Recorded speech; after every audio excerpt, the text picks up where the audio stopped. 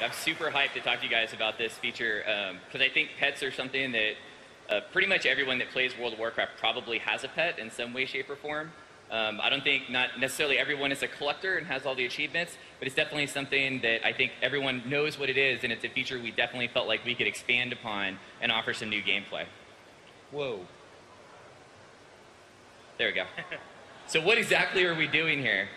Essentially, you're going to be able to collect, you're going to level, and you're going to fight with your pets.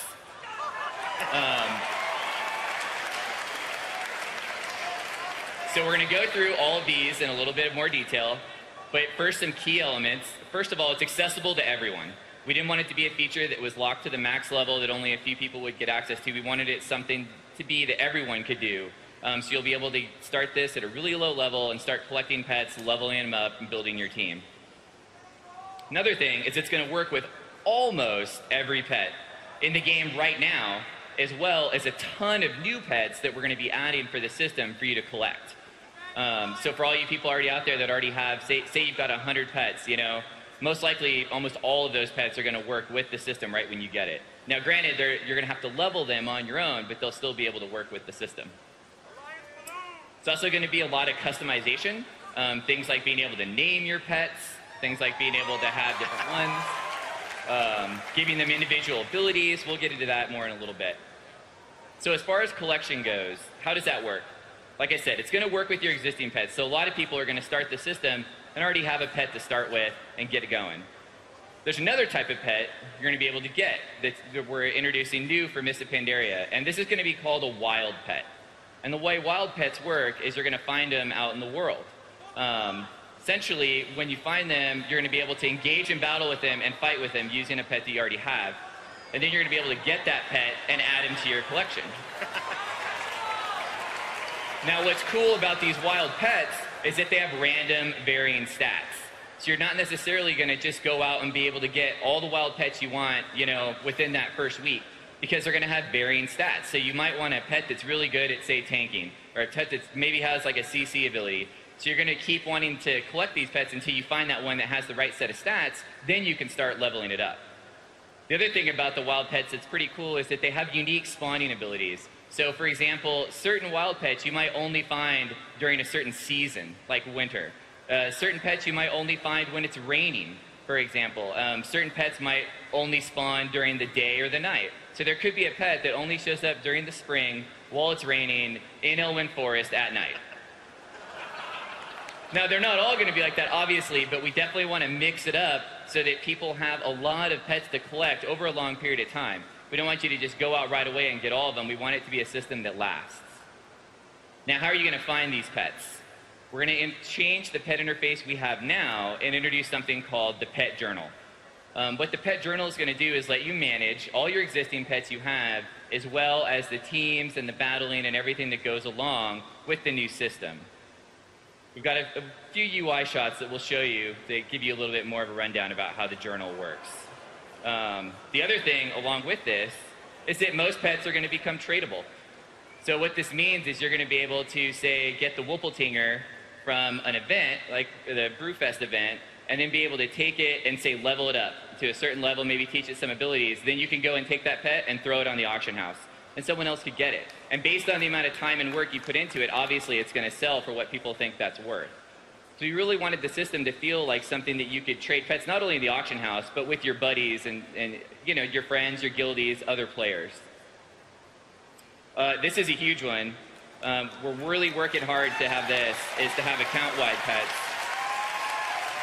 Meaning that obviously if you have a set of pets on one character, you log in another character, you know, you'd be able to use those same pets. If you got a pet up to level 14, you log in another character, that pet's still level 14 and you have it. You don't have to do it again multiple times for all the pets. So here's a look at the pet journal. Just like the mock-ups Tom showed you earlier, these are all mock-ups of how we think the UI would work from our UI team. So over there on the left, you've got your list of pets. You can search and filter through to find the ones you want. And then over on the right, you can see that pet's stats. And then at the bottom, you can see the abilities that they've unlocked. We're looking at unlocking something like 6 abilities over 25 levels. And then on the right, there's an interesting spot called location. And if you click that, you're actually going to be able to find out where can you get this pet in the world. So instead of having to alt-tab out of the game, go to the web and go to a database site and try to find out, well, where can I find this guy? Where does he spawn? Where do I get him? Similar to what we did with the Dungeon Journal, where you could see all the items and find out what bosses drop them, you're going to be able to find out where to get all your pets straight out of the journal from within the game.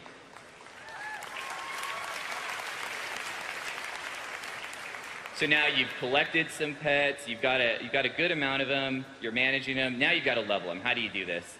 Well, you fight with other pets. When you win battles, you earn experience, and experience levels your pet. As you level, you're going to learn new abilities that you can then use in battle. Now, you're also going to have slots to place these abilities in. Every pet can use 3 abilities in battle at one time.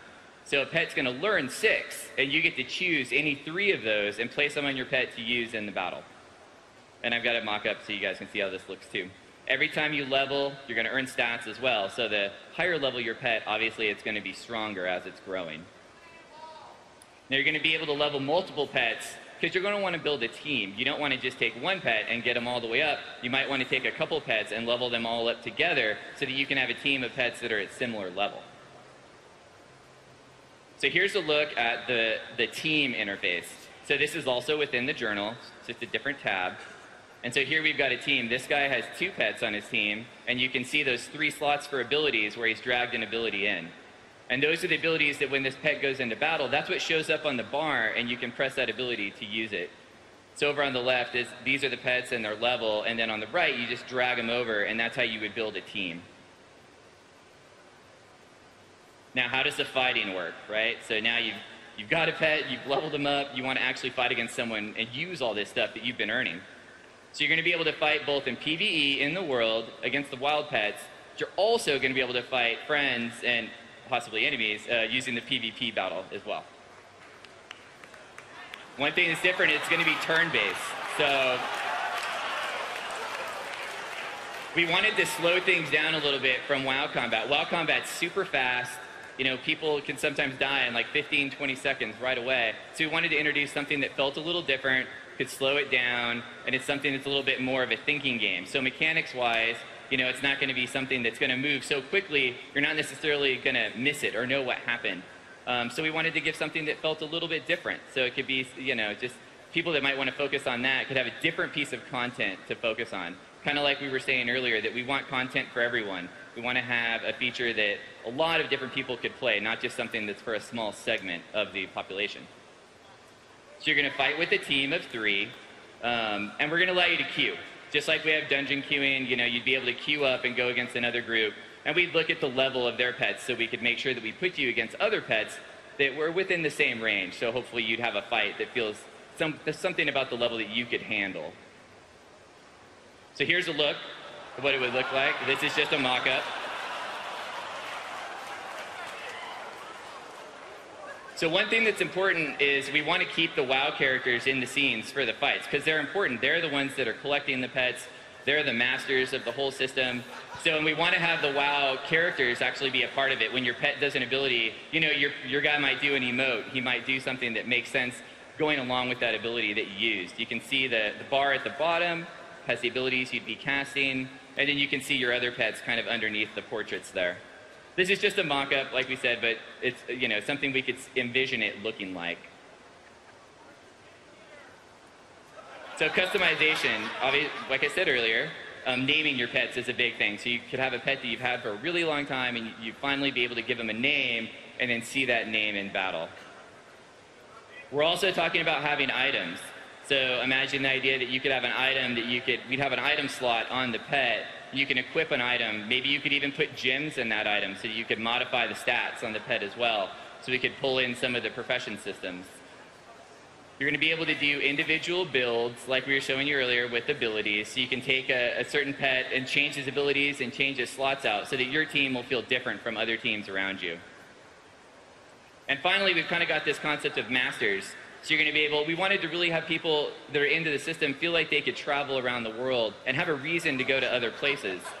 So you're going to be able to go to, like, say you're going to go to Daenerys and there's a goblin there that's really great with training mechanical pets. So you'd be able to go there and fight him, and if you can beat him, he'll grant you what we're calling a master ability. And then you could use that ability on any of your pets to fight in battle. So here's a look at how this could work. So this guy's got 3 abilities at the top right now, and then he's chosen a master, and then over on the right, we see the map. And that shows you where you can go to fight that master and the ability that you could get.